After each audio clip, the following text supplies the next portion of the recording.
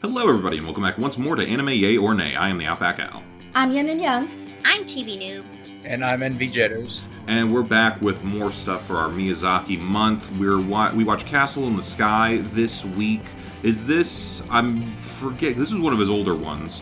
I'm forgetting this wasn't one of the earliest, I don't think. This was, I believe, the one that came, on the Tales of Nazca of the Valley of the Wind. Okay, because I remember Ghibli's first movie was Lupin the Third, which was... I should really have this up, in the Wikipedia. It was the first film for Studio Ghibli proper. They did Nausicaa in '84, and that was under their old studio name. And then when they formed Studio Ghibli, they made Castle in the Sky. So right. Okay. I guess you can call this the debut Ghibli film.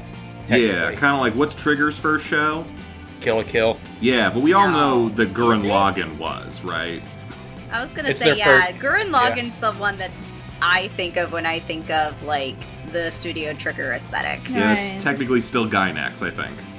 Yeah, at the time, true. So, yeah, kind of like one of those situations, but still pretty cool. So this is one of the early... So last week we watched their most recent, and this is their earliest as a studio. So that's kind of a nice way to bounce back and forth there. I've seen this before. Who else has seen this before? Has anyone not seen this before? I've seen it. Seen it. It's one of my favorites. Yeah, I was going to say, I think it's one of my favorites, too. If not the favorite. Yeah, it's... Spirited Away is still my number one, but I go back and forth between which one I like second between Nausicaa and Castle in the Sky. I love both of these films. Interesting. Okay. Can you elaborate on that? This one's a bit more in the middle for me. I do like it, but I think I just have a couple others that are a little more favorites for me. So what about this one really keeps it up there for you guys? I just like the whole adventure aspect to it. I just like the overall story. I like Pazu and Cheetah together as characters, and together they got a good dynamic. And obviously we watched the Disney dub, so it's quite obvious when you hear his voice, but Mark Hamill as Muska, it's still a treat to hear him. Yeah. Even if he is doing his Joker the entire time. You gotta give him a little bit of credit. Early on in the movie, he was kind of trying to play it pretty straight. But yeah, by the end, he does go full Joker a little bit. It's a little hard to help it. So. Yeah. But yeah, I liked all the other characters, the pirate lady. You think that she's going to be the main antagonist of the movie, and by the end of the movie, she's, on the side of the heroes. And it definitely... obviously Nausicaa came first, and that film was very, environmentally friendly. But towards the end of this movie, you definitely get more Miyazaki's, the environment good, we're meddling in things we shouldn't do kind of stuff. But it was just overall the general adventure feel of the film that I liked a lot. I would say for me, I think a little bit of it, I have a bit of a nostalgia bias for this one because this is actually one of the first ones that I saw. Because I want to say it might not have been the first little Miyazaki marathon that I saw, but it was around that time when I was getting into his work that I think saw this film. And I think for me, it's more just the messaging about leaving stuff where it is because it's kind of just more preservation for the past because Muska wants to take all the power, but it's no, he can't have it because it needs to stay where it is. I don't know if I'm articulating that properly, but I don't know. Aesthetically, it's just really cool because I like the steampunk. It's always a good thing to see, and I like seeing it in his films because it's just kind of the contrast between the steampunk aesthetic and then very much all the green pastures and the environmentalism and things. It's it's an interesting juxtaposition, I think, to see in a movie. Yeah, I would agree. That was one of the aspects that I really like is the aesthetic and the old world meets the new world kind of look and themes to it. And I like the characters too. I think this is one where I actually don't have much of a nostalgia bias because I didn't really watch this until I was older. Unlike Kiki and Spirited Away and Howl's Moving Castle that I watched as a child. I didn't really watch this one until I was closer to an adult. I was probably 18 or 19 the first time I watched it, which is kind of wild. So this one has never been towards the top of my list, but I mean, it's still fantastic. It's beautiful to look at. But I think I never had that nostalgia for it, unfortunately. But I do think it has one of the most interesting aesthetics of any of the Ghibli movies. It is really good. Yeah, I didn't really come in with a whole lot of nostalgia either. I honestly, a lot of Ghibli movies I didn't really get to see until I was already in high school and was kind of like learning a little bit more about film, and I was kind of like looking around for different stuff, like in just maybe some foreign directors of like, what haven't I seen before? Oh, I also like anime. Let's look at those. Did you see directions. Spirited Away as a I kid? did not see it as a kid. Wow. Because you really think my parents were gonna let me go see like some weird animated movie about monsters and that wasn't from Disney? I just saw it No. randomly on pay-per-view. I don't know. I was Well, at a hotel. congratulations, I you had mean- pay-per-view as a kid. I was at a hotel. Can you tell who had money? I was gonna say, I don't think I didn't see any of these movies in theaters either. I saw them on Toonami. Like when they were having a marathon. Like it was like they had one movie one night, one movie another night, one movie the next night, and then Thursday they had the last movie, and then Friday they were doing their normal thing. Okay. I think I saw Kiki on Toon Disney. Wasn't it on Toon Disney once? I can see it because a being lot there of very the Ghibli movies are actually like dubbed over by Disney. Yeah, Buena Vista, which is we're not technically Disney, but we're owned by Disney Right. brand kind of thing. That's why I remember seeing Kiki all the time. I saw it over and over on Toon Disney. Yeah, I did really enjoy watching this, and it was interesting. Again, contrasting where they are today with their animation versus where they started with their animation a little bit. Not to say that one is better than the other. I do think the techniques have probably gotten better as the technology has gotten better for certain things. We compare like Boy and the Heron and stuff, which is very beautiful. This one's also really beautiful in a very different kind of way. I kind of love the handcrafted quality It of feels so rustic and like very like they put so much into it. Like you can tell the hard work. You know? Yeah, because like old style animation like this, they did have to like really hand paint a whole lot of stuff, and you feel that. I feel the brush strokes and all that sort of stuff, and really like this is I was kind of like watching it, and I was like about a few minutes in after she gets down to where the other Puza is, and they're hanging out or something. I'm just like, my God, this movie's really cozy. Yeah. This is like, I just feel like wrapped up in a warm blanket watching this right now. I know things are going to get, a little bit actiony and a little other stuff a little bit later, but right now it's just like, that's just kind of I feel like that's always something that some people describe some of Miyazaki's films as, and it just works here. It's not quite as cozy as Totoro, but... No, but that's meant to be fully cozy. Fully cozy. But... Yeah. The general vibe for Ghibli films is cozy fantasy. Yeah. So... Yeah, he's very cottagecore when you think about it. He's cottagecore. Yeah. I don't know if that's true. I don't know. Oh, no. It is very true. I can see it. So this is steampunk cottagecore Miyazaki. Yeah. Yes. There's some overlap. Like if you put it in a Venn diagram, there'd be some overlap. You're right. Yeah. But yeah, no, I do. I feel like occasionally people bring some certain things like that. At least over in America, they'll sometimes bring back the older styles of stuff. I think I kind of miss a little bit of the 80s kind of art style that anime had. I feel like every era of anime kind of has a unique sort of style and flavor. Like you can kind of tell when an anime was made based on its animation and like the decade and the sort of like face shapes and stuff like that. Because it goes in trends, but I like this one. I saw this one recently. Randomly, I found it on something like Freevee or whatever, one of those weird channels. And it was this anthology, like this sci-fi anthology movie from like the 80s. That was an anime called Robot Carnival.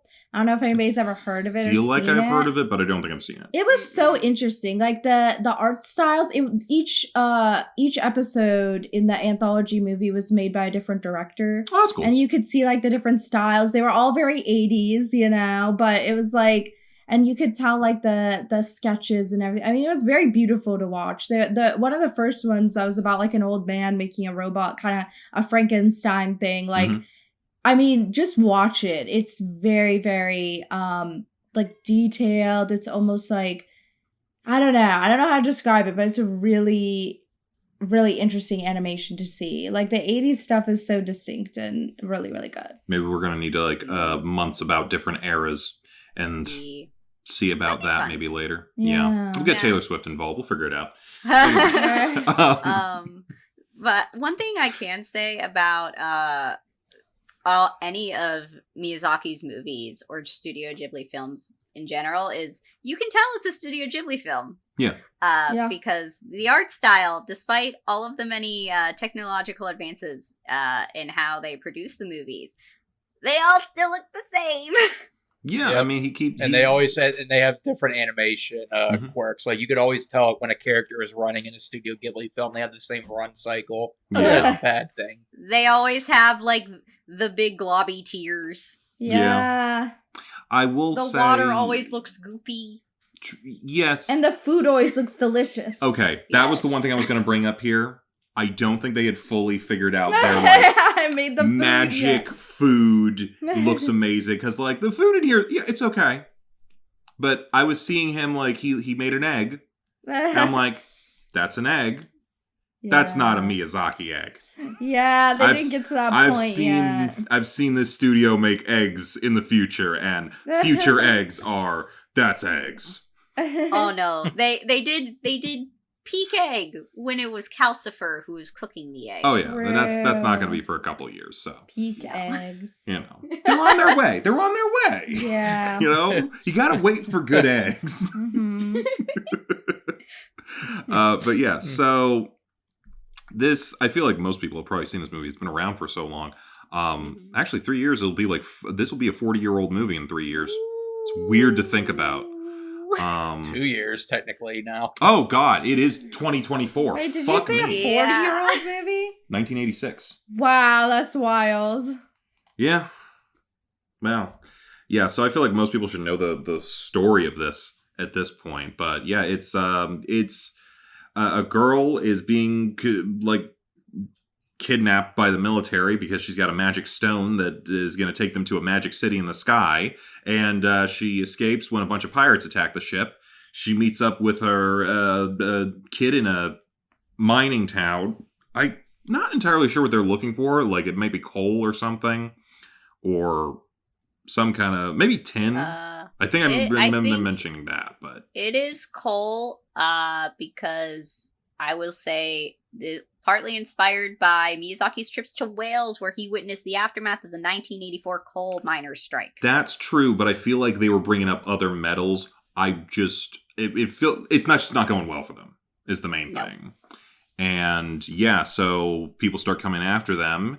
Pazu and Shida have to try to escape, but they get captured, and they're on this journey to find Laputa, the castle in the sky that is a legend, and Pooh's dad saw it and took a picture of it, but no one believed him, and everybody's looking for it for the treasure and the technology and all those sorts of... If you've seen any sort of like story about an ancient civilization that was lost to time but had like way better stuff, your Atlantises or how many other different kind of things. Actually, I feel like this was probably the inspiration for the second season of Critical Role with the Aor stuff, if anyone watches that.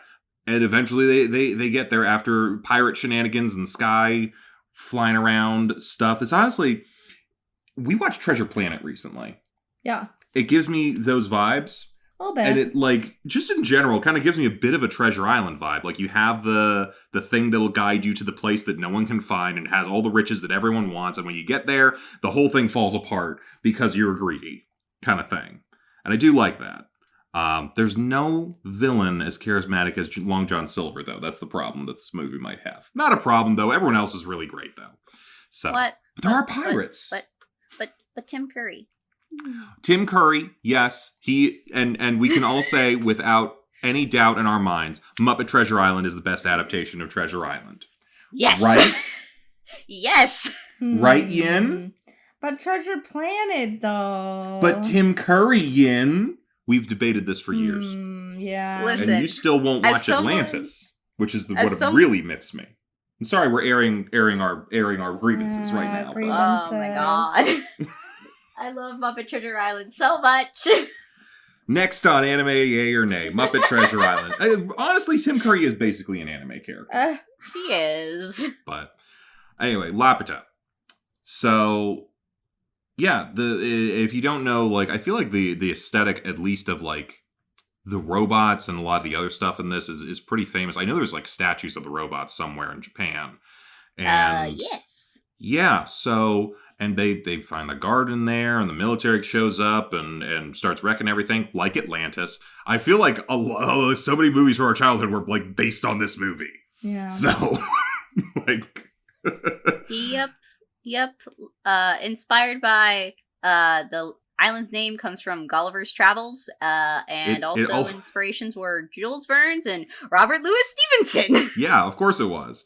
I will say maybe they should have picked another name because when you translate it into Spanish, it means the whore.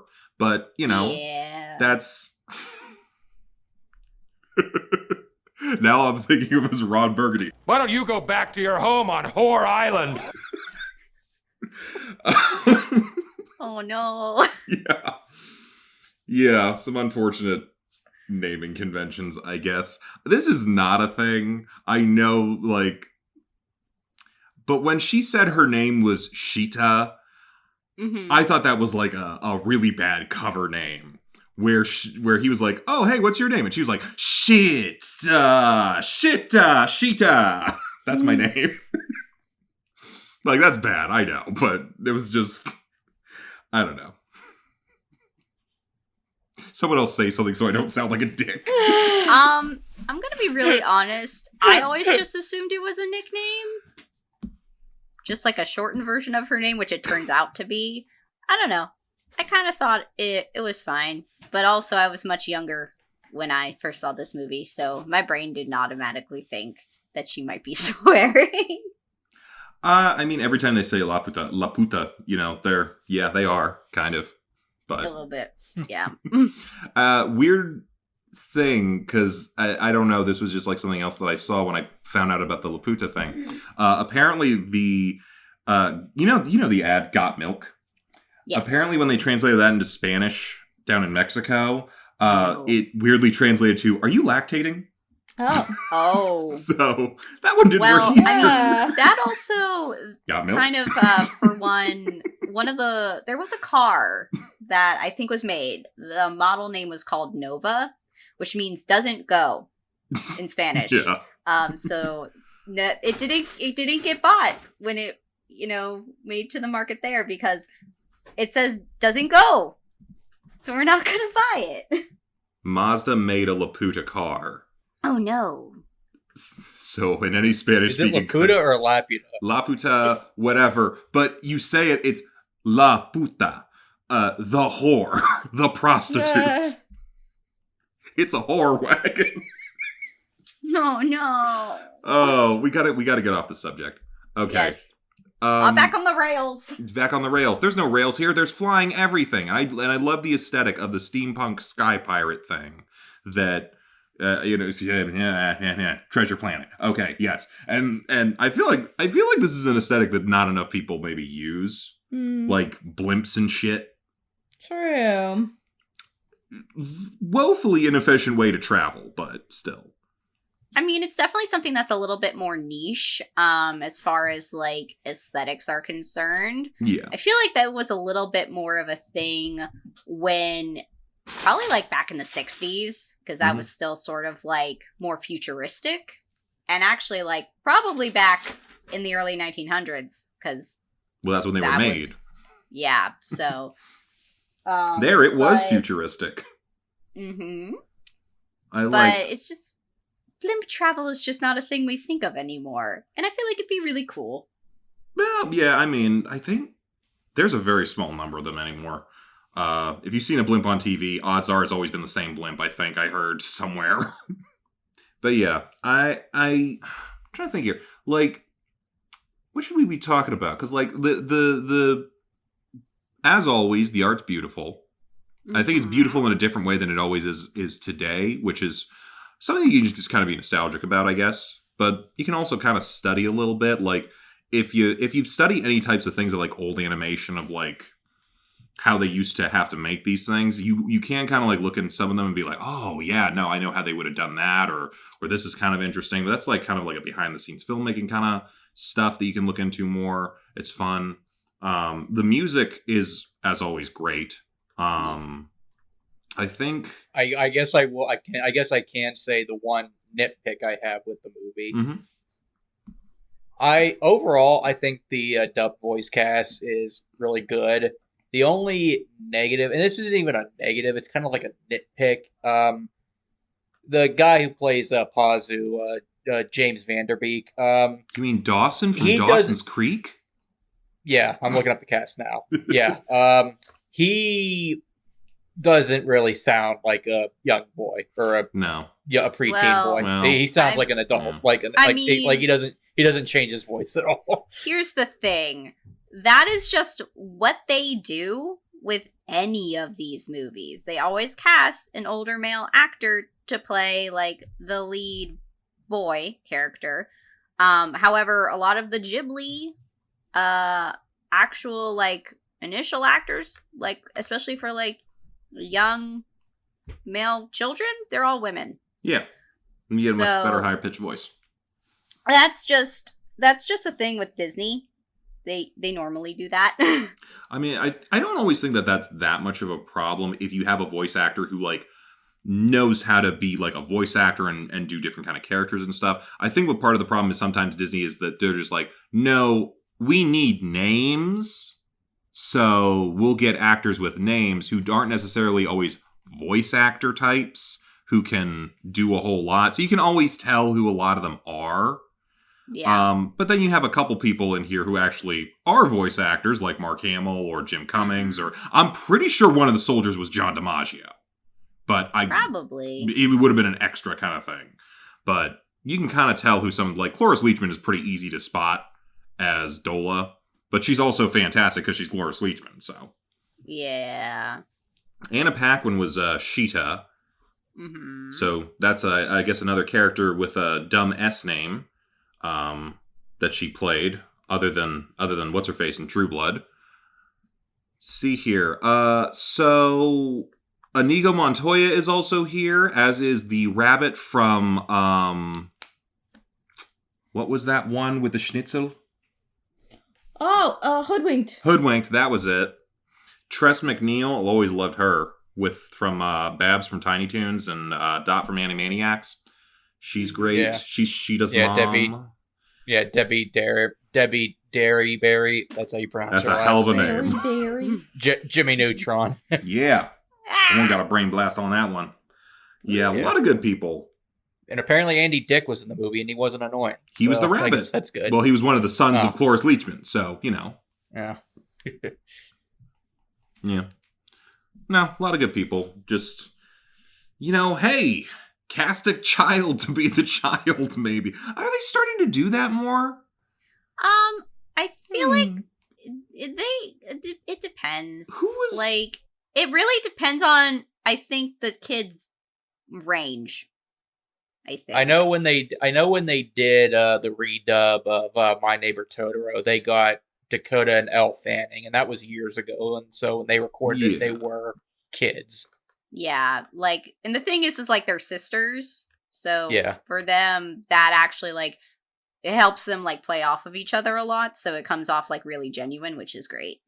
And I think for Ponyo, they got Noah Cyrus and the younger Jonas brother, not the Oh, three yeah. main ones, like the younger, Frankie. the fourth one, Frankie. Yeah, so they were kids when they did that. So true. Okay. Makes sense. Hmm? I don't know who this person is. Who's the... I guess it's a kid who was in, The Boy and the Heron? Hang on. Yeah, He he's kind of doesn't- a new. He does not yeah, have he a doesn't Wikipedia yeah. page. That's how new he is. Yeah.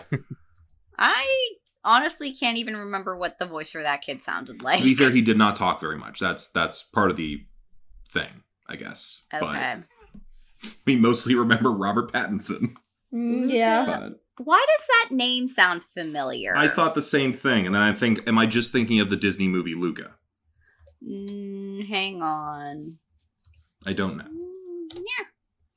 Silencio Bruno, la puta. I just mixed two different languages. I mean, he's been in a couple of different things. But he's not 30. That's the thing that we're getting at. No. Yeah. No, that's So- very true. So they're learning.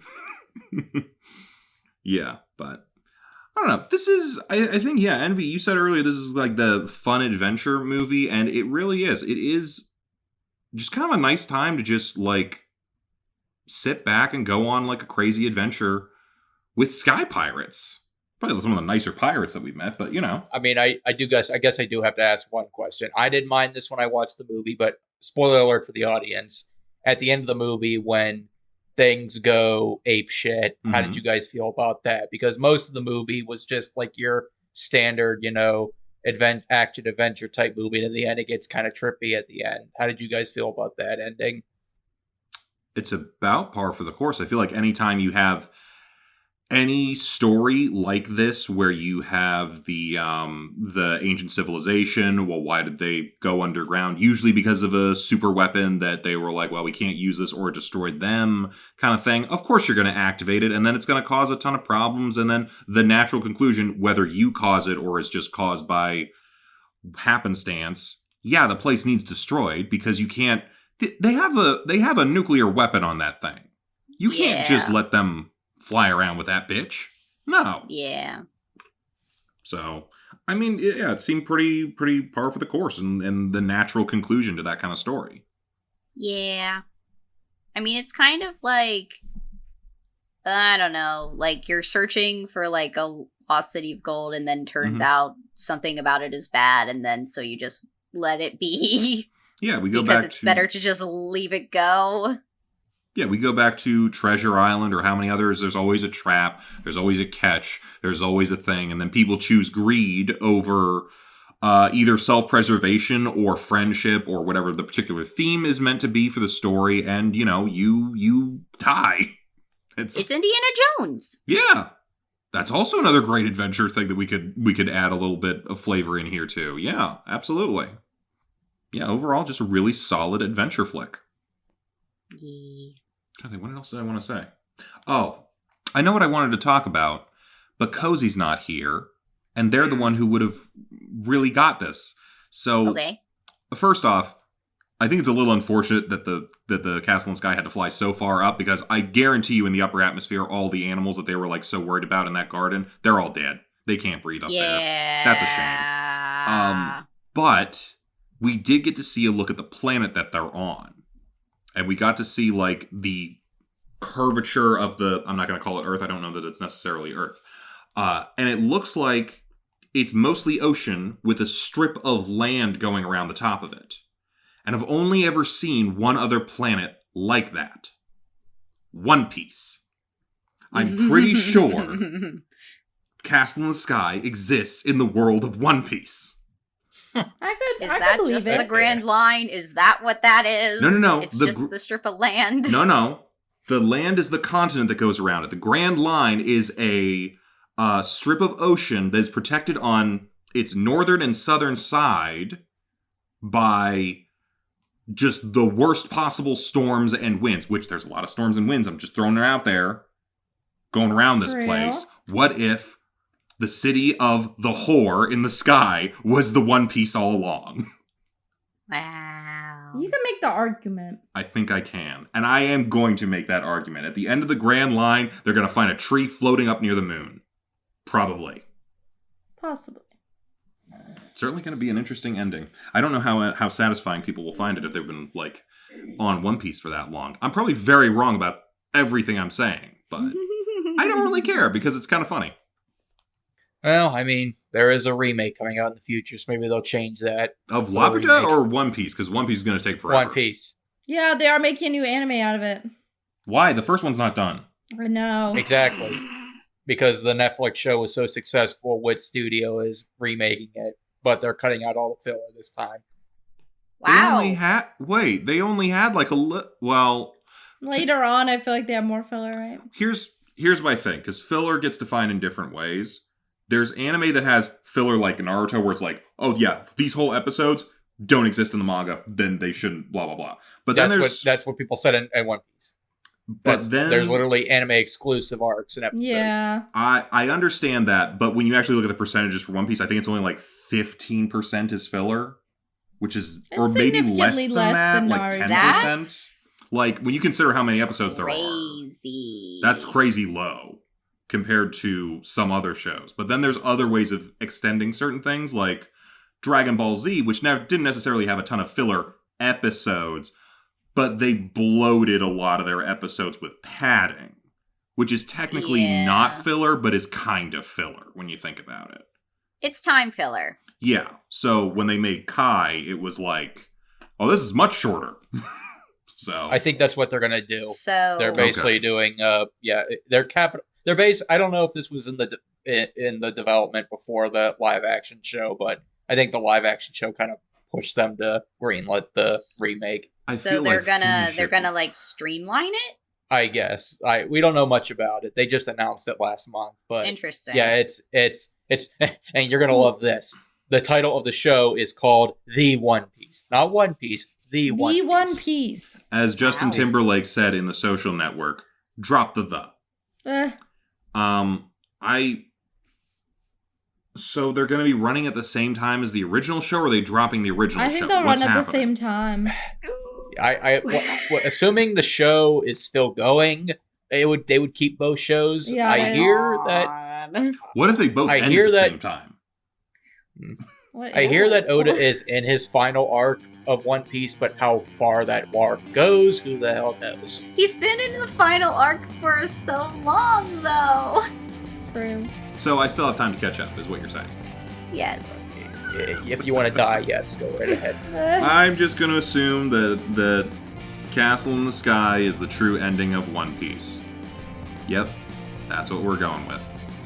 Anywho, we have anything else to say about this movie? I think I'm overall a yay on this. Same. Pretty fun. Oh yeah, high Yeah, A. that's a yay. Okay. So what do we have for next week? Let's see here. We might as well be going back to some of the other earlier works a little bit. And what's the one you mentioned that you watched a ton? Kiki? Might as well watch that. Oh, yeah. All right. So next week, a little bit more flying, a little bit more of this, a little bit more of that. But let's get extra cozy with it. So Kiki's Delivery Service next week. And then after that, we'll be doing Howl's Moving Castle. We'll get back on Castle theme. And then we'll go off into lovey-dovey stuff with whatever we got planned for... actually, we got some weird stuff planned for February, so that'll be fun. Yeah, come back for that and other things next time. Bye-bye, everybody. Bye. Hey, thanks for watching, and if you haven't already, be sure to subscribe and ring the bell icon for notifications. If you enjoyed this video, give us a like, and if you haven't already, check out some of our previous episodes, our daily gaming videos, or our parody series, Madoka Magically Abridged. See you next time!